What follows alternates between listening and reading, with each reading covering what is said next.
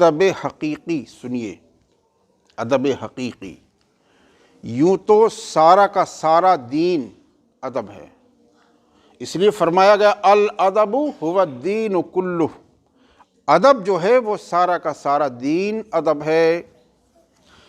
قرآن عظیم ہمیں ادب سکھاتا ہے، آیات قرآنیہ ہمیں ادب سکھاتی ہیں، احادیث کریمہ ہمیں ادب سکھاتی ہیں، ہمارے مدارس ہمیں ادب سکھاتے ہیں، ہماری تعلیمات ہمیں ادب سکھاتی ہیں، بزرگان دین کی قربانیاں ہمیں ادب سکھاتی ہیں، اولیاء کاملین کی کرامات، تصرفات، اختیارات، یہ سب کے سب ہمیں ادب سکھاتے ہیں، انبیاء علیہم السلام کے معجزات ہمیں ادب سکھاتے ہیں، سمجھ گئے آپ؟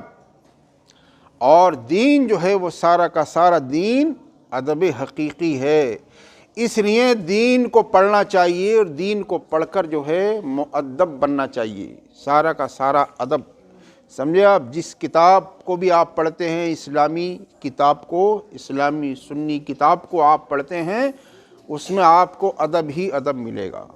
لہذا اسلام جو ہے وہ پاکیزگی کا حکم دیتا ہے، محبت کا حکم دیتا ہے، شائستگی کا حکم دیتا ہے، ستھرائی کا حکم دیتا ہے، ادب احترام کا حکم دیتا ہے، شفقت محبت رافت کا حکم دیتا ہے، نرمی اور رحم کا حکم دیتا ہے۔ مذہب اسلام ہمیں پاکیزگی کا حکم دیتا ہے، ادب و احترام کا حکم دیتا ہے، سمجھ گئے آپ؟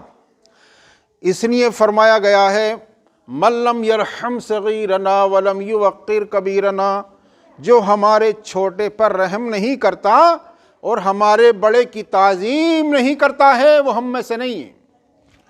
اللہ کے حبیب کریم صلی اللہ تعالیٰ علیہ وسلم فرما رہے ہیں کہ جو ہمارے چھوٹے کی، یعنی ہر شخص اپنے چھوٹے پر رحم نہیں کرتا، نرمی کا اور محبت کا سلوک نہیں کرتا اور اپنے بڑے کی تعظیم نہیں کرتا، وہ ہم میں سے نہیں ہے۔ یہ جملہ اگرچہ بظاہر چھوٹا سا ہے، مگر یہ ہے کہ ساری دنیا کو سمیٹے ہوئے ہے کہ ہر شخص کو چاہیے خاندان میں جو شخص چھوٹا ہے وہ بڑے کا ادب احترام کرے، قبیلے میں جو چھوٹا ہے وہ چھوٹا بڑے کا ادب احترام کرے، گاؤں قصبے شہر پوری دنیا اس میں آ گئی کہ جو چھوٹا ہے وہ بڑے کا ادب و احترام کرے، اور بڑوں کو چاہیے کہ وہ چھوٹوں پر شفقت و رافت اور محبت سے پیش آئیں، محبت کا جو ہے سلوک کریں، چھوٹوں پر شفقت کریں۔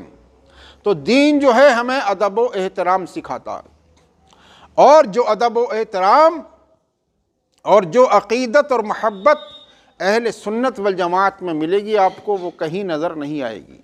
لہذا فرمایا گیا الادب هو الدین کلہ، ادب جو ہے وہ سارا کا سارا دین ادب ہے، سارا کا سارا دین ادب ہے۔ لہذا دین سیکھنا چاہیے، سمجھے آپ؟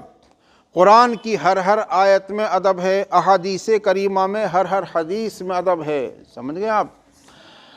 تو یہ تمام جو ہے ادب آپ کو کہاں ملے گا؟ دین کے اندر ملے گا، اس لیے دین کو سیکھنا چاہیے اور ادب و احترام اس سے حاصل کرنا چاہیے، اس لیے کہ عمل ہی کا نام ہے علم، علم حاصل کر رہا ہے اور اگر عمل نہیں ہے تو کوئی فائدہ نہیں ہے۔ وہ تو ایسے ہی ہوا جیسے درخت ہے، سوکھا ہوا درخت بغیر پھل کے ہے یا بغیر سائے کے ہے، تو بغیر سائے کا درخت ہے تو اس سے کوئی فائدہ نہیں ہے۔ نہر ہے، نہر سوکھی ہوئی ہے، اس میں پانی نہیں ہے تو اس نہر سے کوئی فائدہ نہیں ہے۔ اسی طریقے سے آپ کے پاس علم ہے لیکن اس علم پر عمل نہیں ہے تو اس سے کوئی فائدہ نہیں ہے۔